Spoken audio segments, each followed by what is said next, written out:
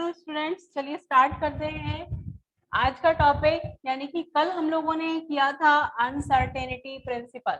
Okay, the uncertainty principle. तो उसी को कंटिन्यू करते हुए आज हम न्यूमेरिकल करेंगे, numericals based upon the uncertainty principle. Right the heading, right the heading.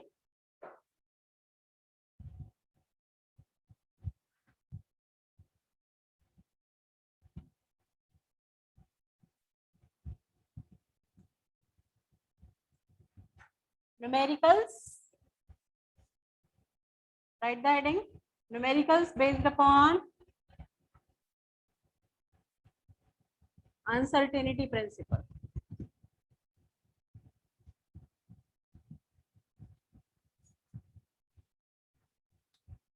Okay, so write first numerical, write the first numerical.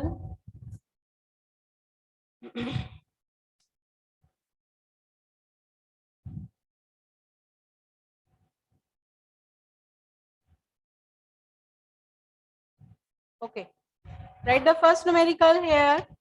Determine the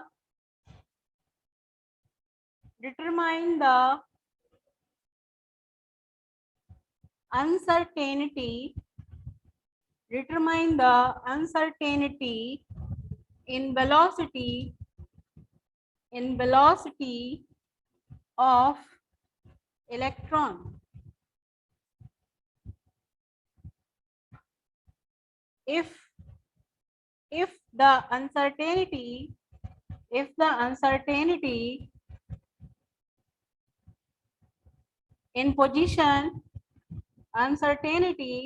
in position is 10 to the power minus 10 meter. So this is the question. ये आपका numerical है, ठीक है। Okay, so let's see क्या क्या हमको given है question में। डिटरमाइन द अनसर्टेनिटी, आपको क्या निकालना है? Uncertainty in the velocity. That means आपको निकालना है del v of electron, the uncertainty in the position. क्या गिवन है आपको? अनसर्टेनिटी ऑफ पोजीशन गिवन है। कितना? मतलब कि डेल एक्स आपको गिवन है 10 की power minus 10 metre. Clear? Okay, so write the formula here, del x dot m del v is equal to h upon 4 pi. This is the formula of uncertainty. Now what is the mass? So here we are talking about the electron, correct? तो mass क्या हो जाएगा आपका? 9.1 into 10 power minus 31, ठीक है, minus 31। Okay, ये आपका मास हो गया। यूनिट आप लिख लीजिए इसकी, केजी हो जाएगी। अब प्लांक कांस्टेंट क्या होता है ये भी आपको मालूम है, 6.62 into 10 power minus 34 JS। JS means joule second, JS means joule second.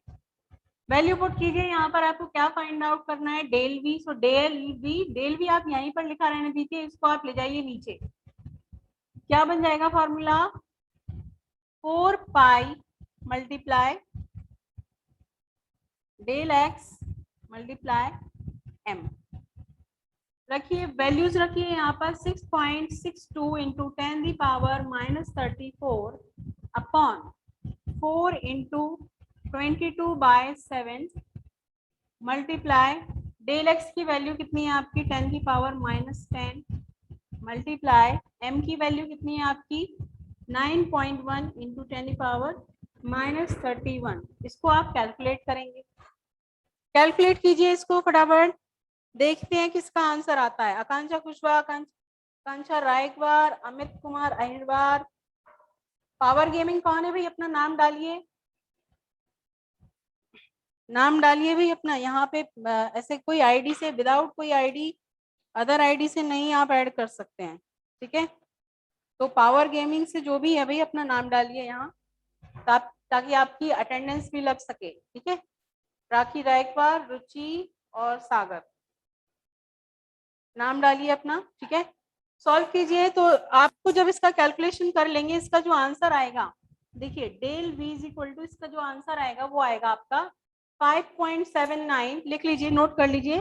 जब आप कैलकुलेट कर लेंगे तो आप इसको मैच करना कि आपने कैलकुलेशन ठीक किया है या नहीं।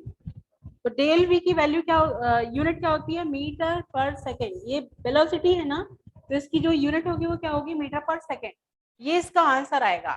But you should calculate by yourself. आप अपने आप प्रैक्टिस करना है इसकी कैलकुलेट करने की, ठीक है।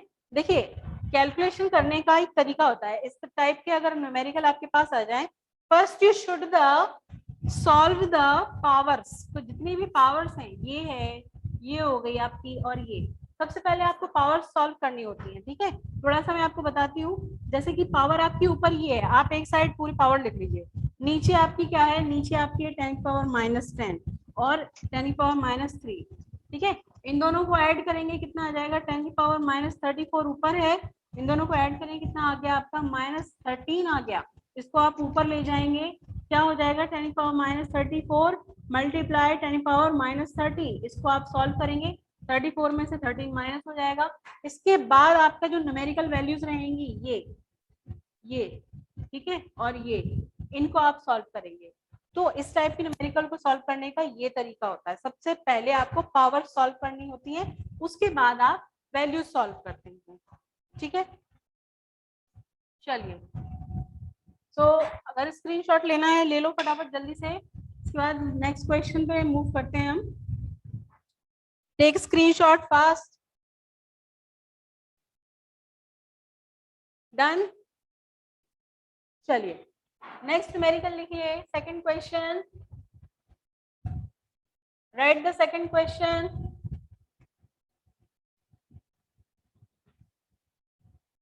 Okay, write the second question. Dev Verma. Okay. Okay, so the right question second, a baseball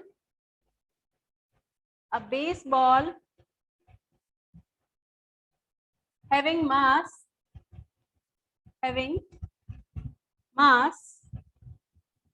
120 gram thrown with 45 meter per second velocity. ठीक है, एक बेस बॉल है, उसका मास कितना दिया आपको, 120 ग्राम दिया है, उसको फेंका, ठीक है, उसको थ्रो किया, मतलब फेंका, कितनी वेलोसिटी से, 45 मीटर पर सेकेंड की वेलोसिटी से फेंक दिया। Now if the uncertainty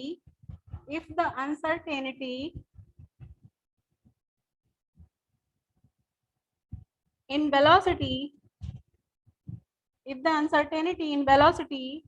is 2%, then determine the uncertainty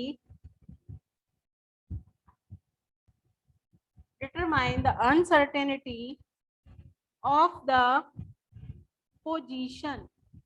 ठीक है, आपसे क्या पूछा है, देखिए आपसे पूछा है डेल एक्स।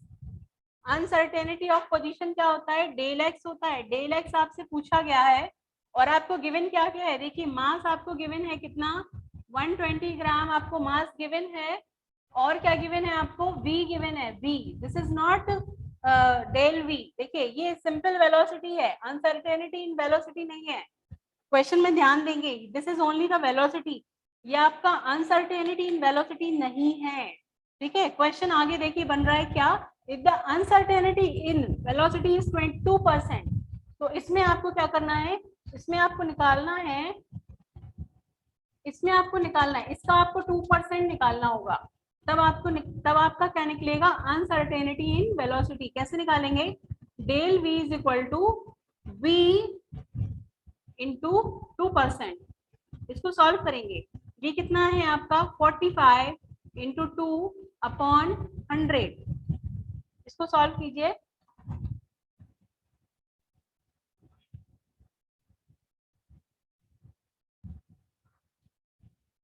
कितना आ गया आपका 0.9। तो डेल वी की वैल्यू आ गई आपकी कितनी, 0.9 आ चुकी है। अब आपको क्या फाइंड आउट करना है, आपको डेल एक्स फाइंड आउट करना है. So write the formula here, del x dot m del v is equal to h upon 4 pi. आपको क्या फाइंड आउट करना है, डेल एक्स. तो डेल एक्स को यहीं लिखा रहने देंगे, इन दोनों को नीचे पहुंचाएंगे. क्या हो जाएगा आपका 4 पाई एम डेल वी.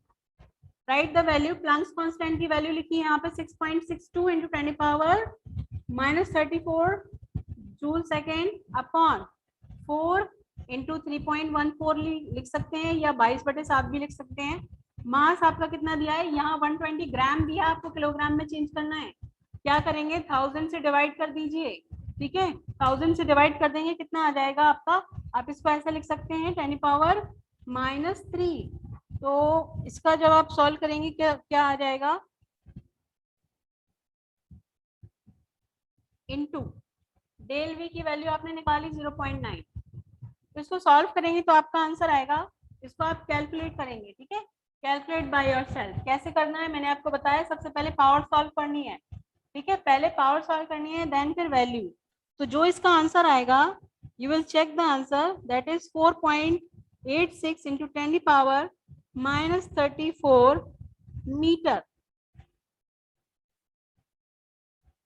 ठीक है, ये आपका आंसर आएगा. तो आप पहले इसको खुद से कैलकुलेट करेंगे, उसके बाद आप अपना क्वेश्चन का जो आंसर है वो चेक करेंगे. ओके चलिए, so let's move on the next topic, that is, अच्छा जिनको स्क्रीनशॉट लेना है ले लीजिए भाई, टेक स्क्रीनशॉट. डन. चलिए नेक्स्ट टॉपिक है अपना. अब आ जाते हैं हम concepts of shells and subshells. Okay चलिए, so write the heading, concepts of shells and subshells. तो इसकी जो थ्योरी है वो आप बाद में लिखेंगे, I will send the PDF, उससे आप लिख लेना. ठीक है, अभी आपको क्या करना है, अभी आपको जस्ट समझना है इसको, only just understand carefully. Clear? Okay. So the concept of shells and सब शेल्स. अभी सिर्फ आपको केयरफुली इसको अंडरस्टैंड करना है, डोंट राइट इट. ओके चलिए, तो जो कॉन्सेप्ट ऑफ शेल्स एंड सब शेल्स है ये कहाँ से आया. देखिए, एक साइंटिस्ट था, उसका नाम था श्रोडिंगर. ठीक है, तो श्रोडिंगर ने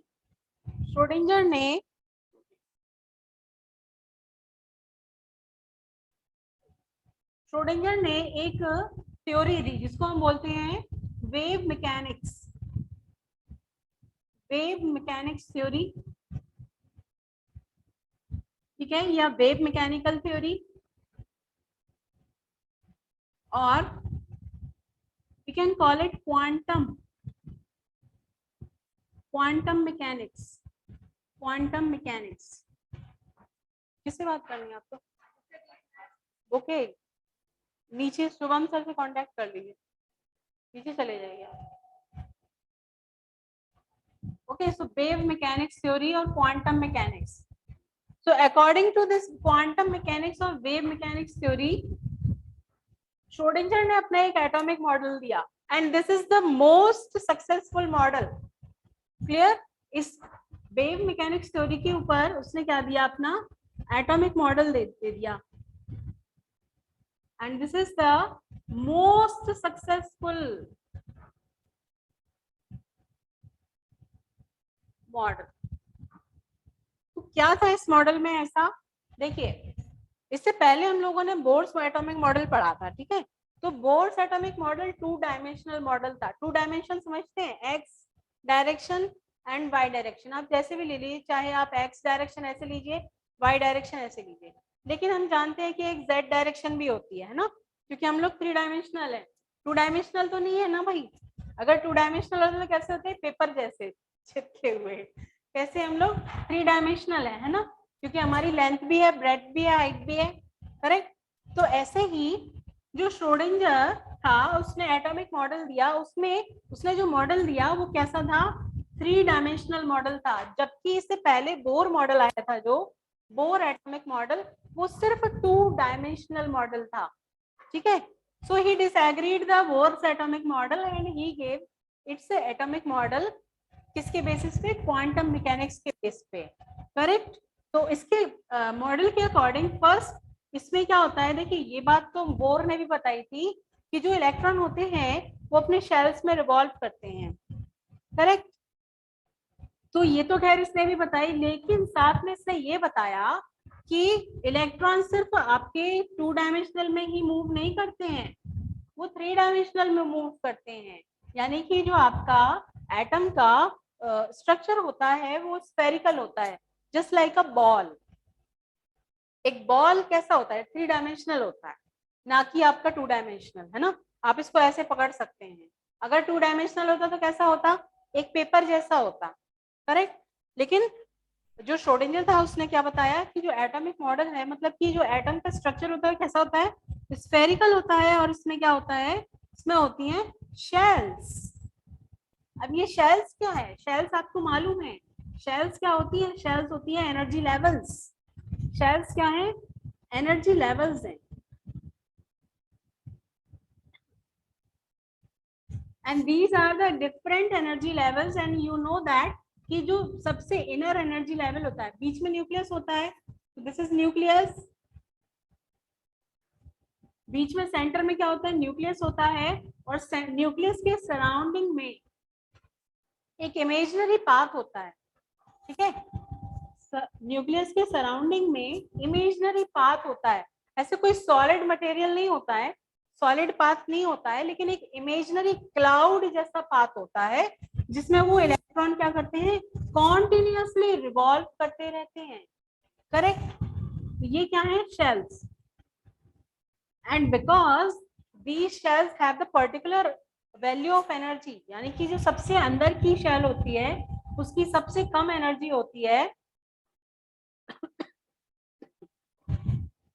जबकि इसके अपर एनर्जी पे, अपर लेवल पे जाओगे तो उसकी थोड़ी सी हायर एनर्जी होगी, इसके अपर वाले पे जाओगे और हायर होगी।